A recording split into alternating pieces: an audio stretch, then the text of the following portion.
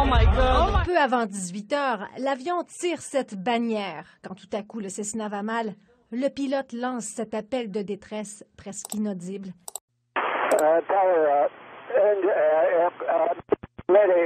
La tour de contrôle le perd.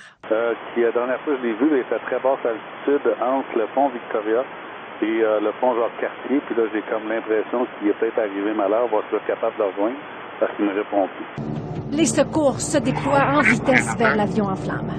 On prend 215. Vous répondez au parc Dieppe. À l'arrivée des pompiers, il est malheureusement trop tard pour l'un des occupants. Pour un aéronef qui se serait écrasé. Par miracle, ils réussissent à extirper l'autre personne.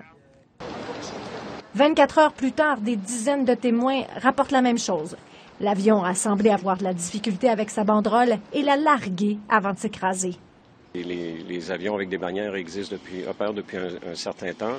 Ils ont la possibilité de relâcher la bannière s'il y a quelque chose qui ne fonctionne pas, qui semble ce qui s'est produit hier soir.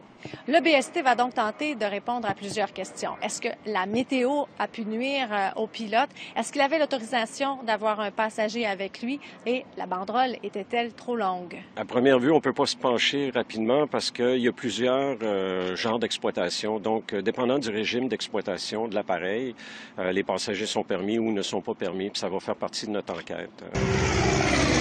La vitesse et l'altitude, c'est de l'argent en banque. Selon plusieurs experts, la bannière a peut-être ralenti l'engin. Bon, le plafond était bas, donc l'altitude était basse et la vitesse était un peu plus basse qu'à l'habitude, j'imagine, à cause de la bannière.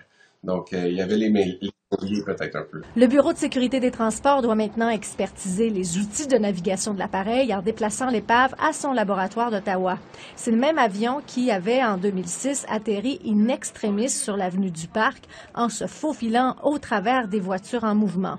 Les recherches du SPVM pour retrouver la bannière ont été vaines. Elle est probablement au fond du fleuve et nos démarches ne nous ont pas permis de retracer Chantal.